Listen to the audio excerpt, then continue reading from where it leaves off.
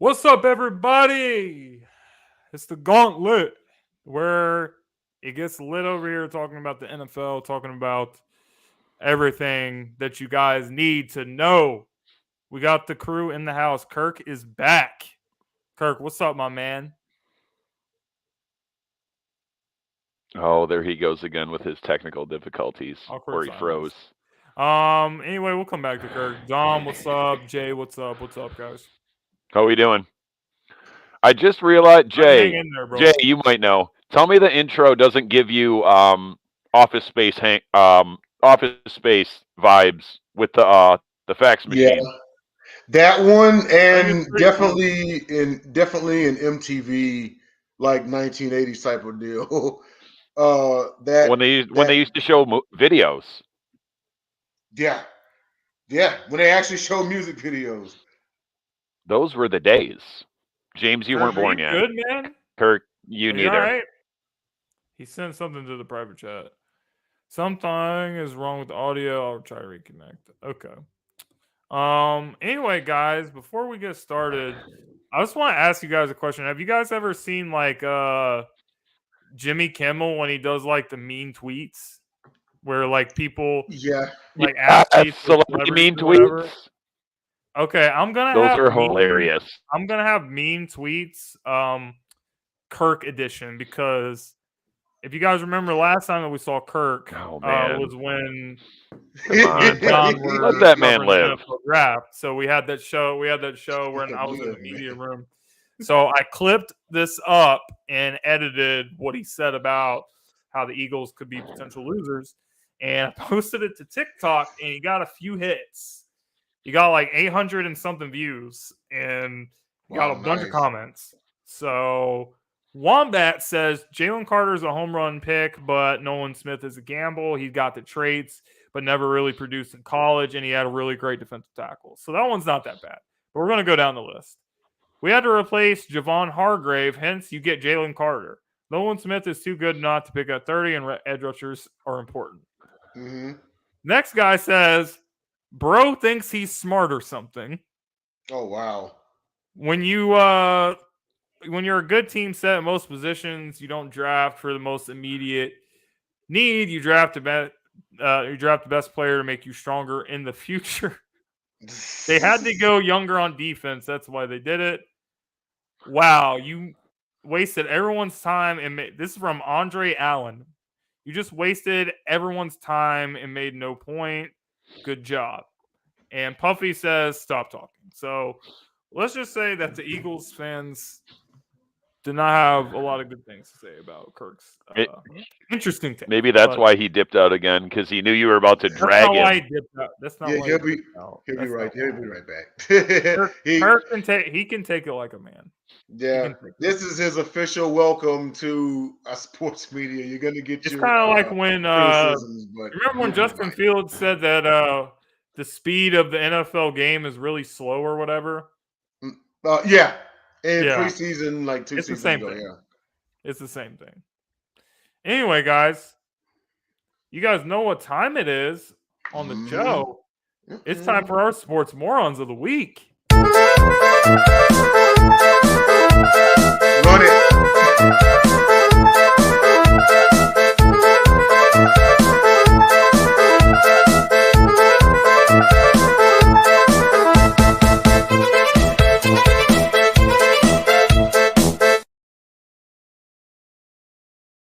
Okay, guys. So we know this is part of the show where we talk about the dumbest things of the week in the world of sports.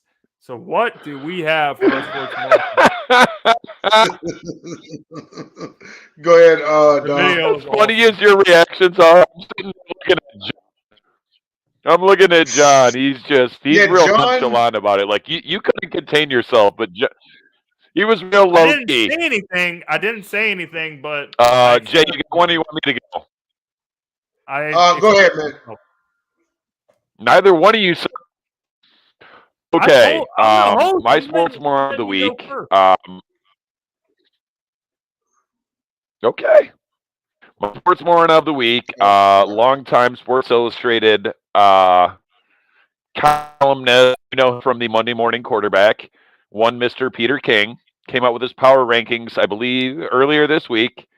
And much as it pains to say, he is my moron. The Detroit Lions ranked at number 6, ahead of the Baltimore Ravens, the Miami Dolphins, the New York Jets, and the Dallas Cowboys.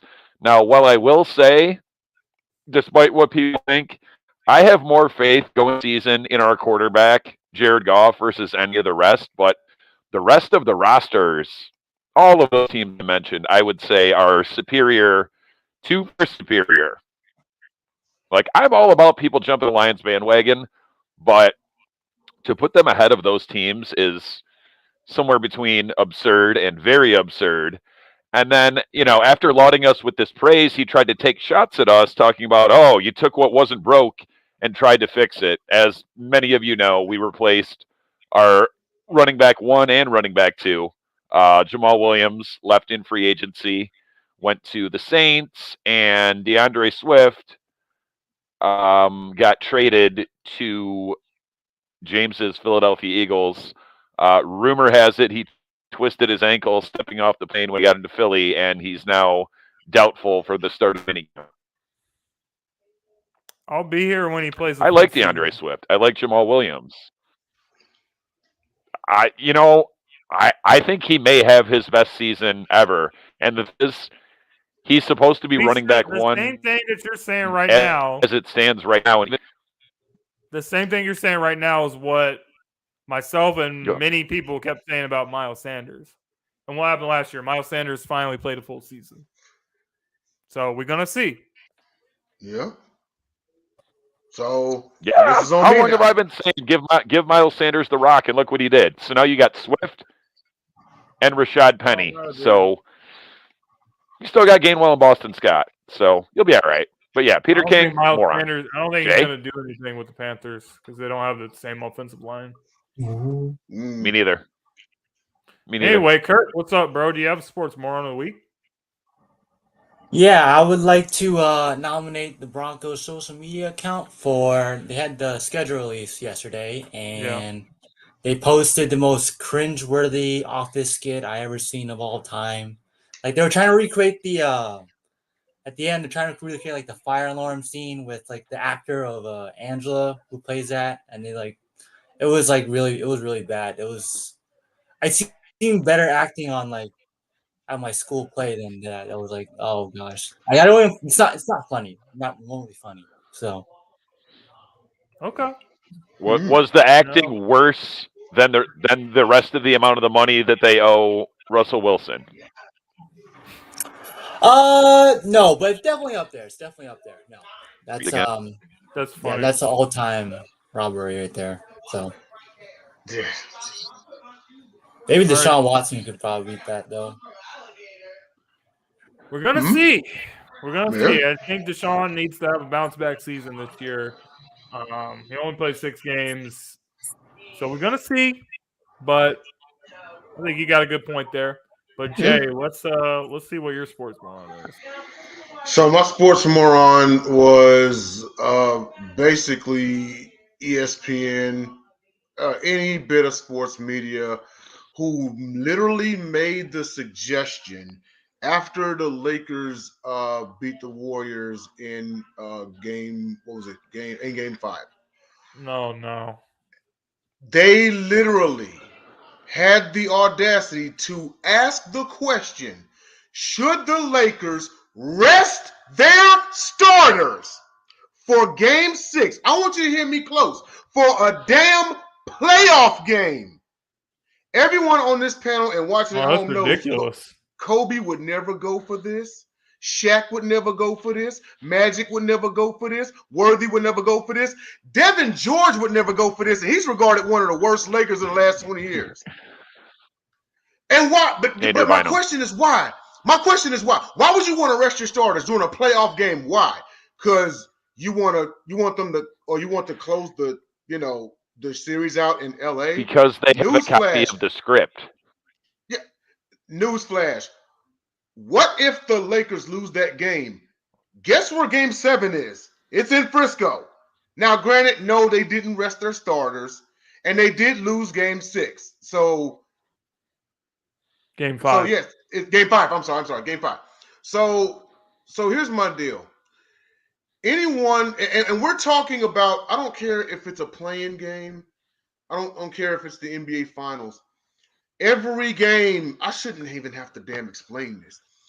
Every game in the playoffs is a freaking must win. So to even suggest that the Lakers rest their starters or even ask the question, either it was just a slow news day or y'all got the IQ of tree stumps. That's all I got to say. Okay. I'm actually going to kind of keep it in the same neighborhood as you, but I'm going to take it a different route as far as ESPN. I'm going to Stephen A on this one. Stephen A. Smith said at the beginning, it was after like game 1 or 2 of this series, he said that if the Warriors beat the Lakers and Steph was to go on to win ring number 5, I'm taking LeBron James off of the all-time Mount Rushmore of greatest players, and I'm going to replace him with Steph Curry. Here's the problem. No, I'm not even going to address why what Steph has done in the league is not even comparable to what LeBron James has done in the league. I'm not even going to touch that part of the argument and waste any time with that. It's just so hypocritical of Stephen A. Smith to say this, because if you have watched him throughout his career on first take,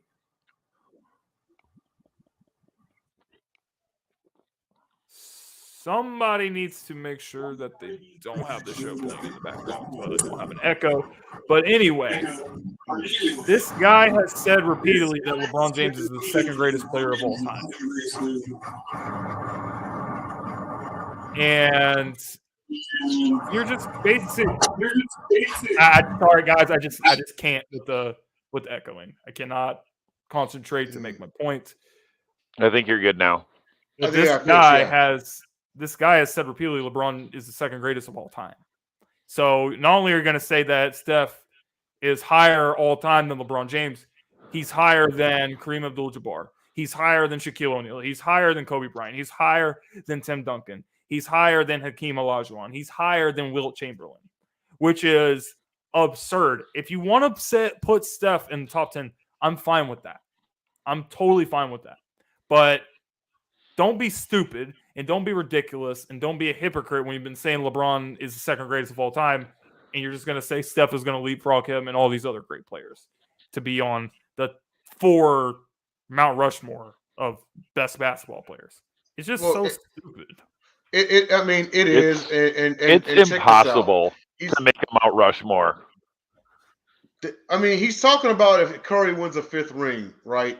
But rings are a team accomplishment. Meanwhile, LeBron literally is the all-time leading scorer. How do you not have him on Mount Rushmore? So you mean to tell me, so was Kareem on his Mount Rushmore? Because if he was the all-time leading scorer at one point. So how are you going to leave him up there but take LeBron off, who now is it don't make sense to me. Maybe I'm missing something.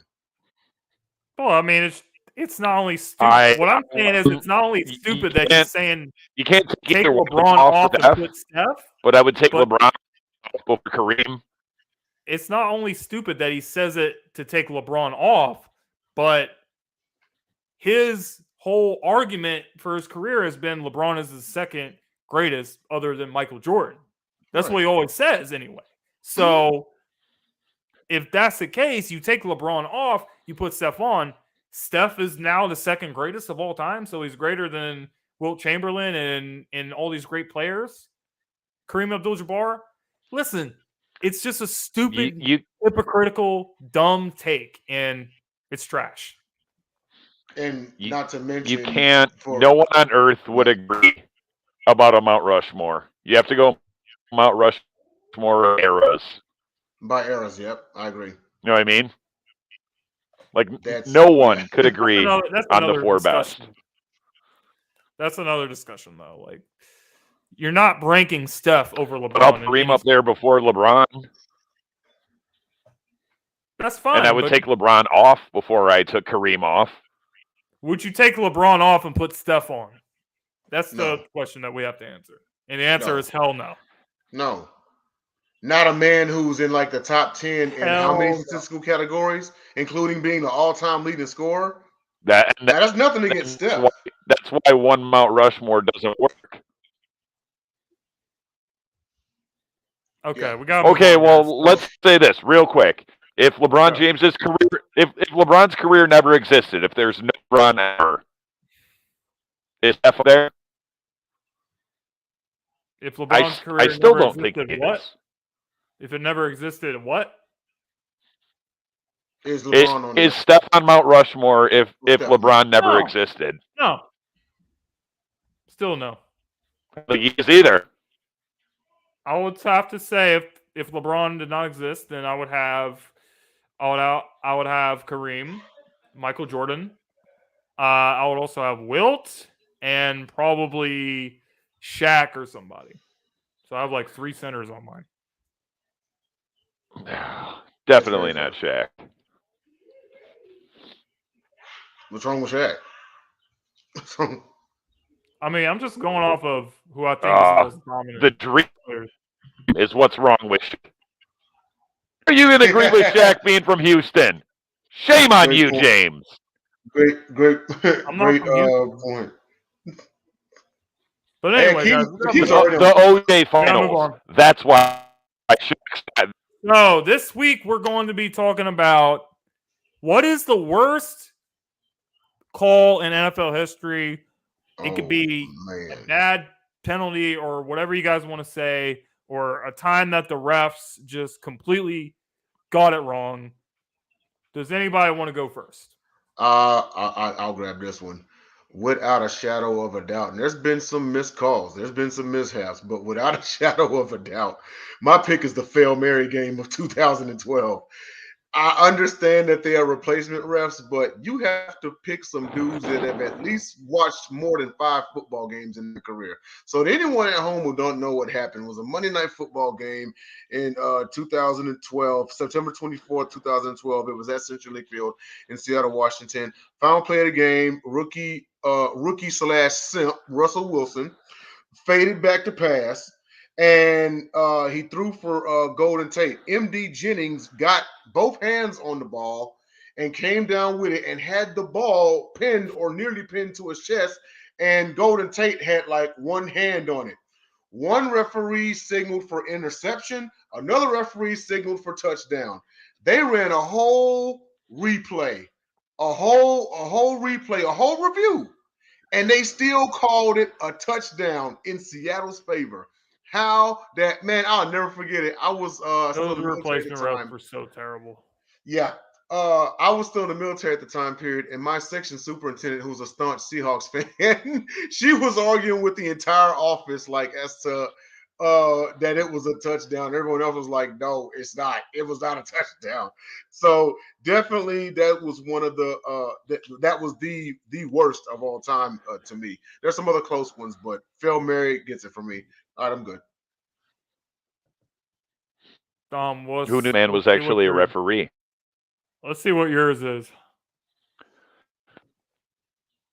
Maybe one that I witnessed, and also on Monday Night Football, also involving the Seattle Seahawks, December 7th, 1998.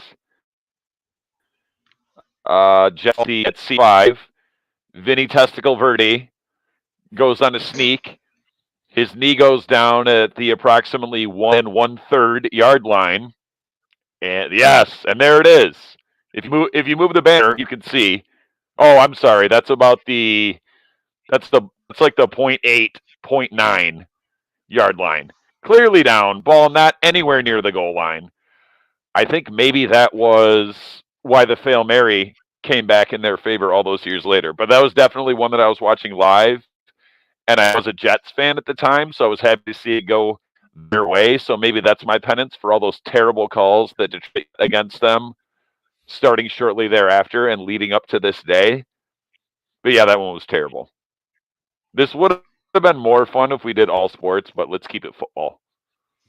Yeah, we got to keep it football since it's a football show. So, Kirk, we'll go to you next, and then we'll see what my pick is. So, Kirk, what is your pick for this debate? Worst missed call of all time. Yeah, so I'm throwing it back 2017, middle of the Patriots dynasty. They're playing at Pittsburgh. I don't know what week it is, but I think it was like week 11-ish. Jesse James, it was a game on the line, like 30 seconds left. Jesse James caught a touchdown pass. Supposedly that would have won the game. He reached over the goal line, appeared to reach over the goal line, and it was ruled a touchdown initially. And then it was clear as day. Like he caught it, he reached over the goal line, touchdown, and I was like, okay, Steelers win. And then upon further review, it was overturned because he didn't have maintain control of the ball, which is stupid because first off, if you catch the ball and then reach over the goal line, it's a touchdown. As long as you have control of the ball and reach over the goal line, it's a touchdown. Oh man, how did I not say catch rule? Sorry to interrupt, Kurt. Yeah. Sorry. Yeah, because like that pissed me off because as a Broncos fan, I hated the Patriots, more specifically Tom Brady. And I was like, this is like another collection to that with like a tuck rule is like the refs just praising Tom Brady and the Patriots, like, oh man, they got away with it this time. It's like that is like there's no like I don't know how would you justify that call. Like it was clear as day. Like it doesn't make any sense. And that's Steelers should have won that game. They got robbed, so yeah. I think he threw an interception next play. So, yeah, there's that. All right. I'm actually, speaking of Tom Brady, I'm actually surprised no one picked this one, but my choice is going to be the tuck rule. We all know what happened in this game. Charles Woodson smacks the ball out of Tom Brady's hand. It was a fumble. Everyone in the world knows it was a fumble, and the New England Patriots should have lost this game. They went on to win the Super Bowl. It was just a terrible call, and I can't imagine being a Raiders fan in that moment. Like, you just have to think of this from this perspective. If it would happen to your favorite team, I don't know what I would do, man. I would probably throw the remote. I would. Like, I would be that pissed off. I cannot believe that the officials ruled this as, some kind of, it was a forward pass or it was a tuck. Whatever you want to say about this play, it was a fumble. He dropped the ball. The ball was clearly out, clearly recovered by the Raiders. But you're going to say it's not a fumble. That's what I have issue with. Tuck rule, that's my choice for the worst ever. Yeah, even Tom Brady admitted himself years and years later in an interview that it definitely was a fumble. How they missed it, I have no. Yeah, how they missed it, like I have no clue. And see, this is what's so disturbing about everything that we're talking about here is that they hold reviews. Maybe not so much with the Testaverde one, but for the mine, Kirk, and JT's. They hold a whole review, and it's like you take like a good maybe 5 minutes, right? Reviewing the call, and you still get it wrong. Like, how does that? This is why people like trash the referees. This is why players risk fines trashing the referees because they literally, it's like you're failing an open book test. And you know what we used to say about people in school who fail open book tests? Like you get dragged through the mud, like You're just lazy at that point. Yeah. But honestly, who amongst us had ever even heard of the tuck rule prior to that? Yeah, that's a good point. I mean, I never even knew this was a rule. Any surprise rule that no one had ever heard of, and then they let the Patriots keep the ball? I mean, look at the Calvin Johnson, the catch rule. That was in 2010. The NFL still doesn't know what a catch is. Yep. Even after the Des one. There's Brian. Blood oath. Yeah, I'm actually surprised no one picked Des. Until the last game in week has been this year, I cannot be convinced that Teddy tired. Well, the one that I was looking at, Dom, actually, like for an honorable mention, was the playoff game y'all had against the Cowboys in 2014. The missed PI on Anthony Hitchens. The flag that they threw and they picked it back up. And they picked it back up. Yep. I've never seen that before. He had his whole body turned around and had his arms like this, and they said, "Nah, you know what? That's not pass interference." That was a terrible call, but that's not why we lost. I'm gonna tell everybody right now, It's still a terrible call, especially you Cowboys fans at home. This is why Dez Bryant got screwed out of his catch. Yes, it was a catch, but this is why he got screwed out of, because it was get back. It was get back for screwing the Lions just a week prior. Not to mention. It was instant karma. Yeah, it was karma. It was karma. Not to mention, and there were several other things too. It was partying on a bus after the game. And Dez Bryant was visibly walking on the field to argue with a referee without his helmet. And they don't get a flag. They don't get flagged. That part. Yeah. But well, I mean, the whole thing about the Dez thing, I still believe it was a catch. I'm not saying that wasn't a catch. Mm-hmm. But my problem is this. In that game, Aaron Rodgers threw for 330-something yards. Right. He had a calf injury, and he could pretty much basically barely move. He was like a statue sitting back there. And he was picking the Cowboys' defense apart. Mm-hmm. So let's say that the rule on the field would have been Cowboys ball at the 1-yard line, 1st and goal, or touchdown, or whatever you want to say. It's a catch.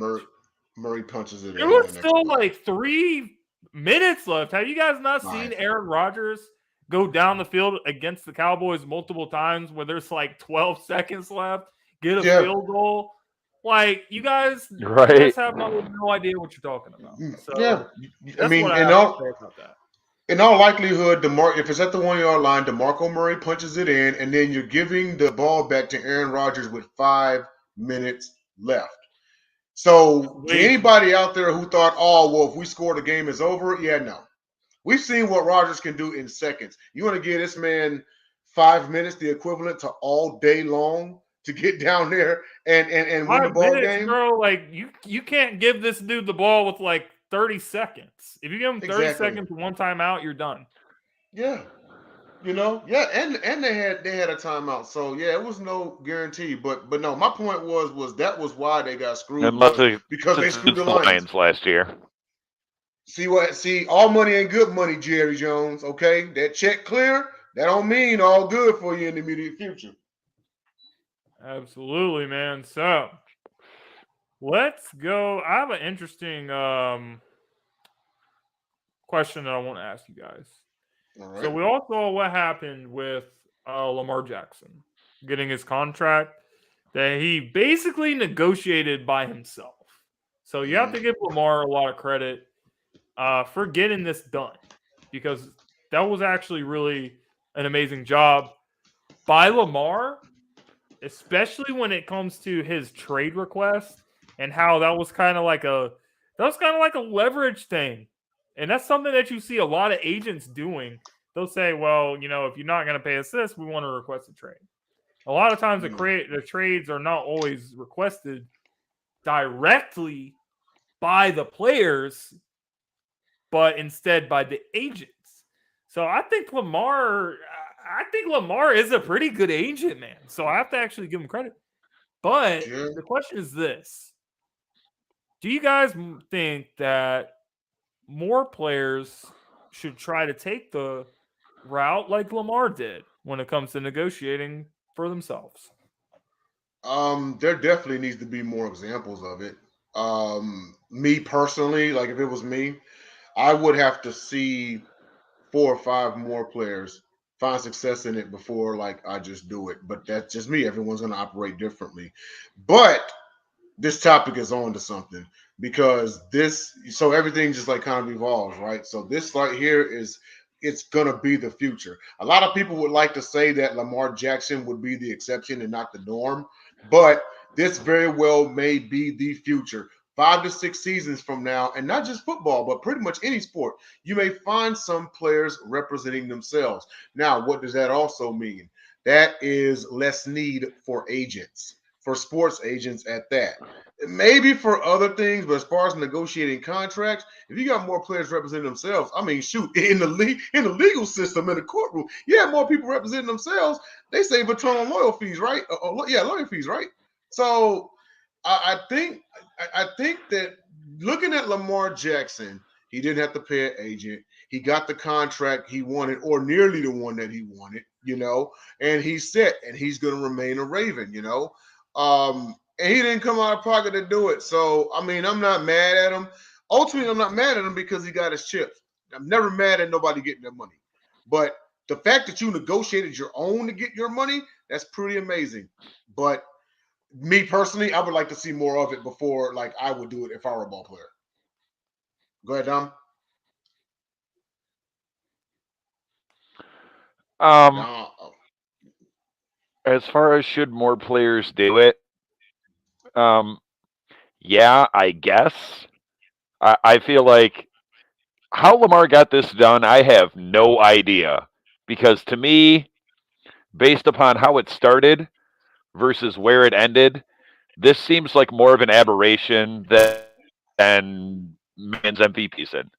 Because, it's well documented how I feel about Lamar. How this happened, especially with the Ravens, because to me, other than the Steelers and maybe the Patriots, I would say the Ravens are they're top three most well organizations this century. Why cave to him for all that money? Like he made the trade request, they didn't want it. I don't know. Me personally, like if I'm Lamar I'm not that greedy, and an agent's sole purpose is to get your contract and get you the most money that they can. I'm more than happy to pay someone to do their job. What's 5, 7, 10%, whatever. And that's crazy. And thank you, Bacon Grizz. Someone like Richard Sherman, I would absolutely trust to be his own agent because I know for sure that Richard Sherman is smart. Lamar Jackson, maybe he's a lot smarter than I realized for. So yeah, I don't know. Would I like to see it done more? I guess, but I don't have anything particularly bad to say about agents. Like, yeah, some of them are better at their jobs than others. I mean, for example, Jamal Williams' agent cost him a lot of money trying to be greedy, but I don't understand to this day how Lamar got that done on his own. I don't get it. But shout out to you, Lamar. All right, Kirk, we're going to go to you now.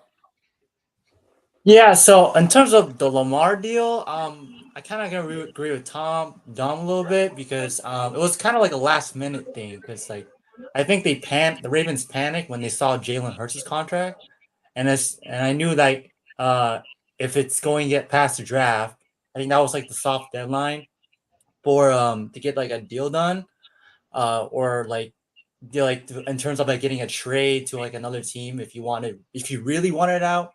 So like they kind of like forced the hand a little bit. I was like, you know what? Let's just give him making the highest paid player, just move on with it. And then they signed Odell and they drafted Zay Flowers, and that deal has been resolved. But in terms of like the success rate of like player agents, like it has been successful. Like you said, Richard Sherman, earlier, DeAndre Hopkins, DJ Humphries, Bobby Wagner, who just came back with Seattle. So it has been successful, and it can be done.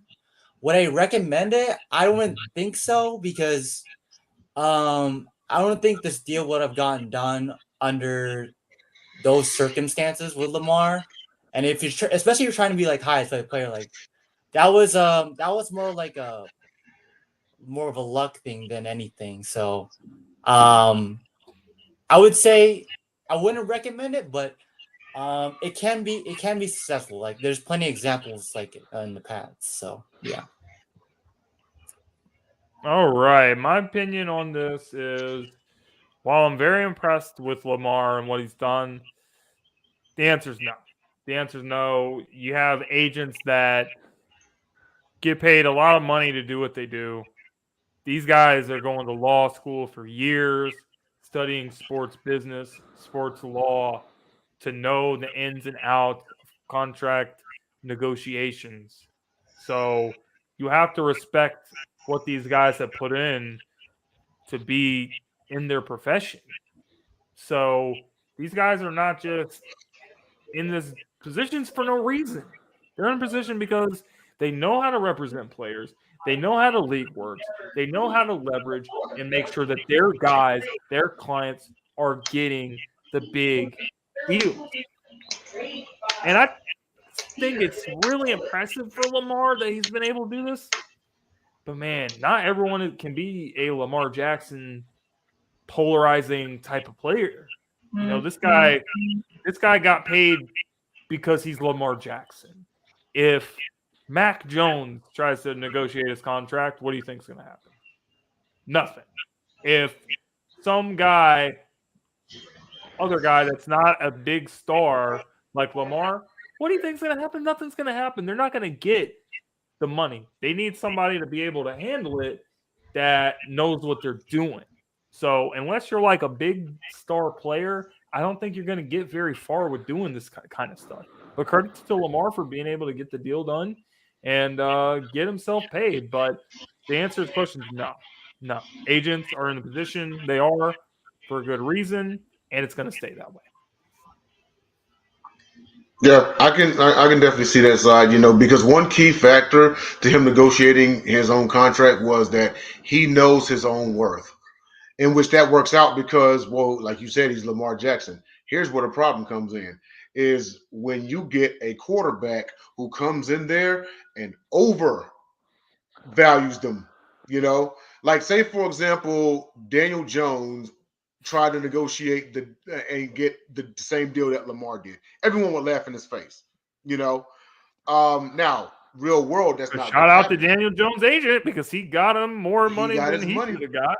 He So, did. He sure did. And you know what? And this is I mean, why that's just the TV this is market, New though. York. Yeah, and it's why having agents still is important. But I do kind of foresee this because everything evolves and is cyclic. I do kind of foresee this in at furthest 10 years from now. I wouldn't be surprised if half the league was negotiating their own contracts. And then then the narrative is going to be the death of the sports agent, which is sad because, like you said, they went to law school for like years and years, And then here's another question: what are the odds that a team owner sets the team rule? I'm not negotiating nobody's contract if they don't have an agent. that could So also now happen. that could also happen. So now that puts a cease to like everything we're talking about, right? We're not negotiating nothing unless you have an agent. You don't have an agent, then we franchise tag you or we get rid of you. So I mean, it's a lot of variables to consider. All right, guys. Non-sports topic time. And we got some extra time to go over this. Worst series adaptations of all time. Among the choices that I have listed here, obviously Dragon Ball Evolution. That's probably going to be my choice. The Street Fighter movie, the Mortal Kombat movie that came out, what was it, a couple years ago? That was terrible. The Avatar thing on Netflix. Yeah, all these things are so terrible. It's where people try to take a series that's really popular and they try to turn it into like a live action film, and it just flops. It's terrible. It stinks. So whoever wants to go first, feel free to go first. What is your choice for the worst series adaptation that was adapted into like a live action film? Street Fighter: The Legend of Chun-Li, without a doubt. First of all, M. Bison is not like this hulking dictator in all red with a cape and he's got these glowing psycho powers and everything like that. He's like some Scottish dude in a business suit. Like what?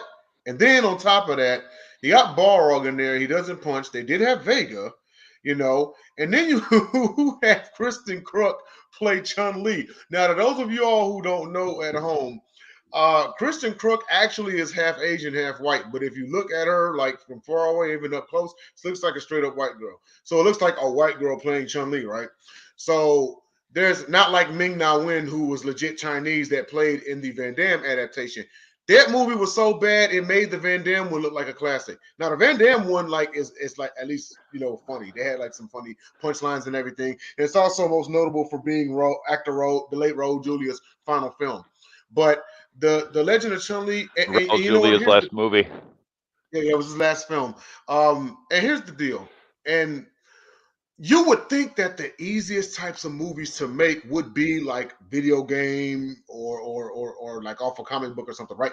You don't have to write your original storyline. Just pick one and go with it. This is how like X-Men became successful. This is how Marvel is becoming successful. How DC, the DCEU, that's how all that, because they ain't changing nothing. They're going by like exactly when Infinity Wars came out, they went by Infinity Wars. That's how it became a blockbuster. You know what I mean? But then you got these asshats who will sit here and try to put their own spin to it, and the producers, they're like, no, well, we want to do this. And a lot of people don't know, it's actually the production company that's funding the film that actually gets to say so. And that's how they make those directors of these films look horrible. Do you think it's the easiest type of film to make? I'll say all that to say this. We've had Super Mario Brothers, not the one that just came out. The one that just came out actually looked pretty dope. But the one with Dennis Hopper as Koopa, and he's some blonde dude with his hair slicked back. Like, no, okay.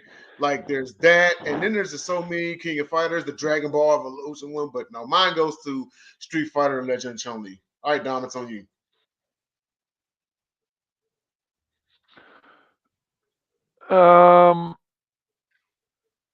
James tried to put me in a box with this because I'm not going TV show to movie, because to me, this is JJ finally. I mean, we're only at 43 minutes. We could have done our anticipated matchups. But anyways, I'm going to go outside the box, because to me, adaptation means any form of media that became it's book to movie, book to TV show. So I'm going with that. Two times. The classic horror novel Stephen King's It was made into a god-awful miniseries in 1990. However, everything about that miniseries was terrible, other than Tim Curry portraying it. That, spot on. Then in 2017, they made another movie.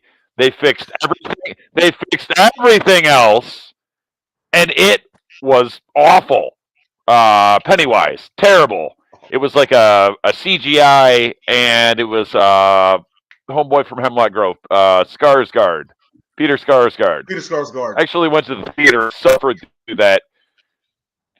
Yeah, 2 hour and 20-minute abortion of a movie. Just leave the Stephen King stuff alone, please, Hollywood. Like, Pet Sematary was pretty good though. That's it. All right, who wants to go next? DC's on fire, JJ. First of all, sorry I am late, you guys. Sorry to our fans. I am happy to be here, and yeah, it's been going off the entire day. I'm not really sure what's going on, but I like this topic. I seem to have came on. Forgive my absence. Avatar, I didn't like it. I didn't like it, and I hated that YouTube series of Mortal Kombat. I hated. They had great characters, the people that played characters. Michael J. White played Jax. The young lady played Sonya. But having Baraka surgically implant knives into his arms to create the Tarkatan blades was just trash. Just crash. Trash. Wow. Trash. Like, that was just trash. And then the storyline was just centered around Sub-Zero and Scorpion. Although this time, Sub-Zero, carry on from the movie. Sub-Zero was the bad guy. Scorpion's the good guy. Yo, I got a question for JJ. You said Avatar. I was kind of shook there, especially the new movie that came out, and then the second high, and then the Oh, original you're- one. So okay, so we're talking about avatars and the actual avatar with Zoe Saldana, because I was thinking about the last. I'm I assuming. You're assuming. talking about the last Airbender. was thing. thinking about the last Airbender. Okay, never mind. You're talking about the TV show. Okay. Yeah, that movie was trash. It was. Yes, but I will say I don't really have too many other adaptations I didn't like, because most of them I did love, especially all of my favorite childhood movies. But Mortal Kombat and the Avatar: The Last Airbender, trash, crap. Okay. Wow. Okay, it was that one. Okay. Okay. Oh, Dragon here we Ball go. Evolution Uh-oh. is the worst ever adaptation in the history. I don't know how long it would take for me to explain everything that's wrong with this film. But just so you guys know, the director of this film never saw a single episode or read any of the manga chapters of any of the Dragon Ball series. He just took a bunch of crap and basically tried to put something together, pulling stuff from his ass. Anybody that's seen anything of Dragon Ball Z, Dragon Ball, any of the series knows that Goku is a Saiyan. He's a Saiyan. He's one of the strongest warriors. And all he basically cares about is fighting all these strong opponents so he can become, even stronger. That's what he cares about.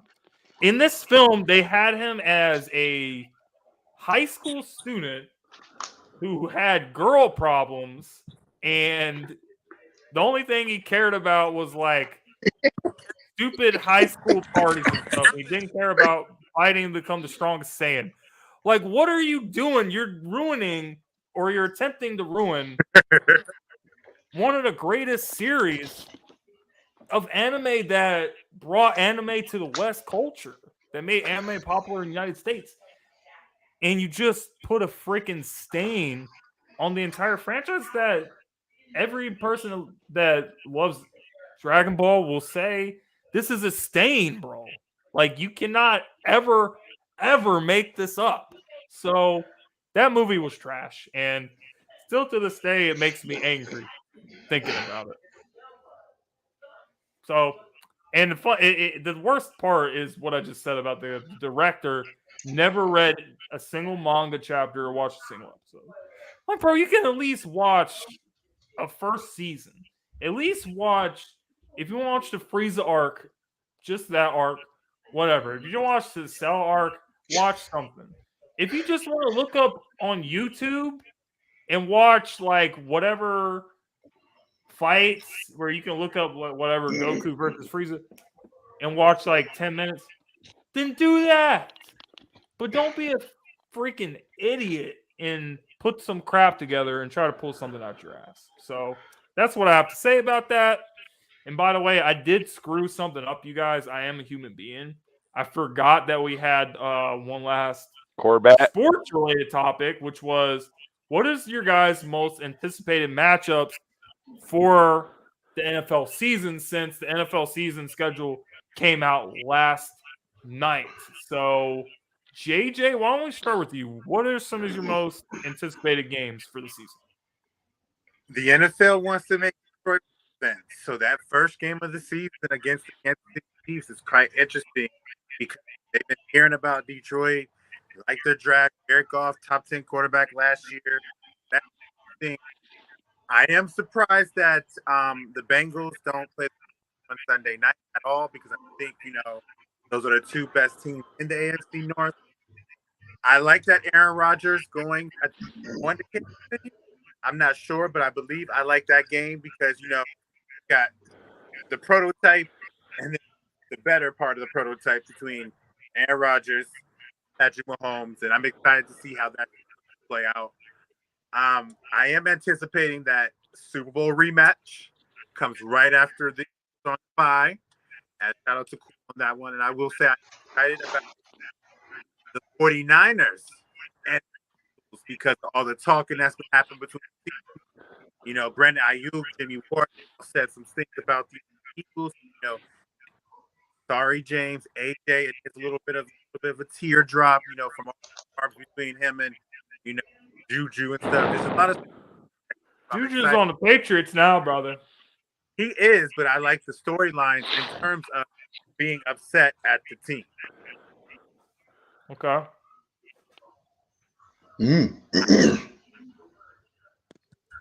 Next. Go ahead, Kurt. Yeah. So I'm gonna go with the Bills Jets Week 1. I believe it's Sunday Night Football. Aaron Rodgers' debut against Josh Allen and the high-powered Bills.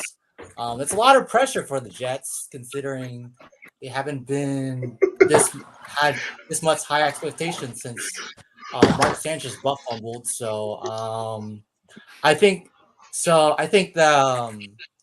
gonna be a good game for sure.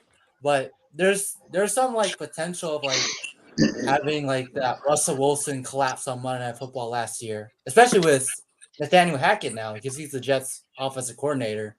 That's something to see how the Jets handle that pressure and see if they can actually perform up to the potential against a really good AFC powerhouse. So yeah. Can I just say one thing though? I actually think that's a good choice to have for the first Sunday night game of the year. Obviously the Chiefs and Lions is the first game of the year, but the first Sunday night game.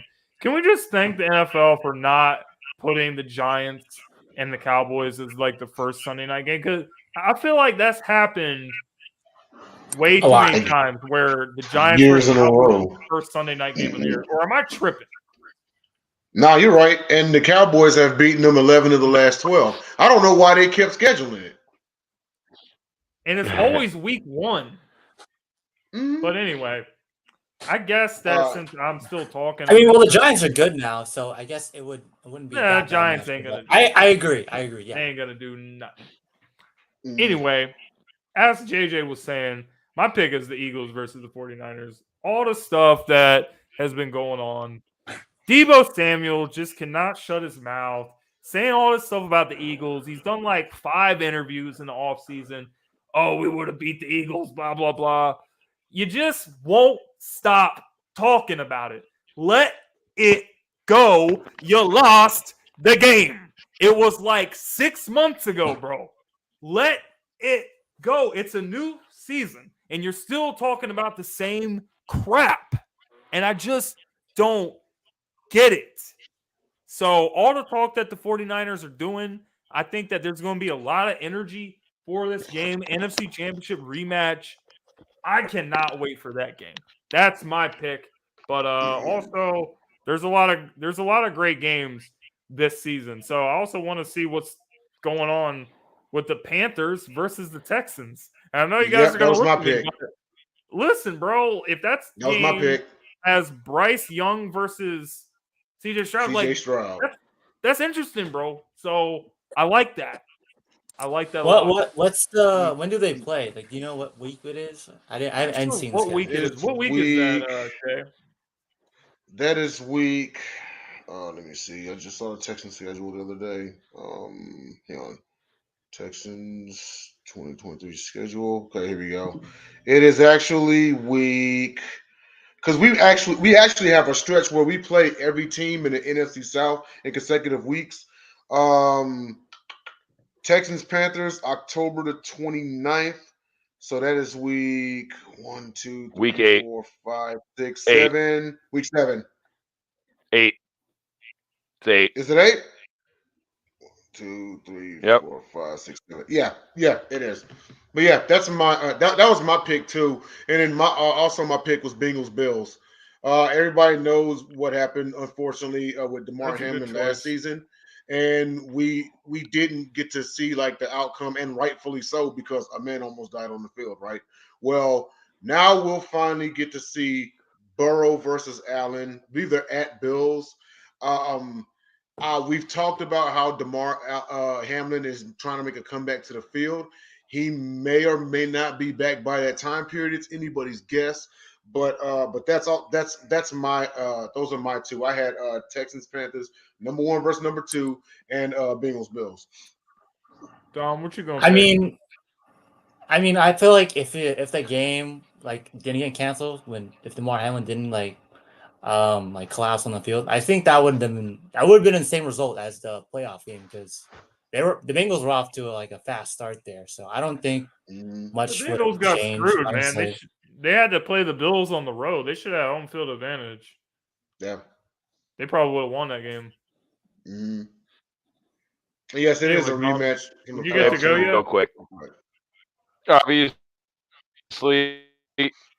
week 1, KC and Detroit, great measuring stick game for us.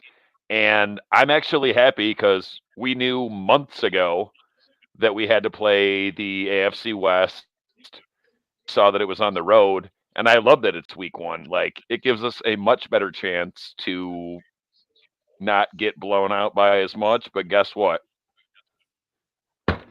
Winning that game because Lions. My other one is week 12.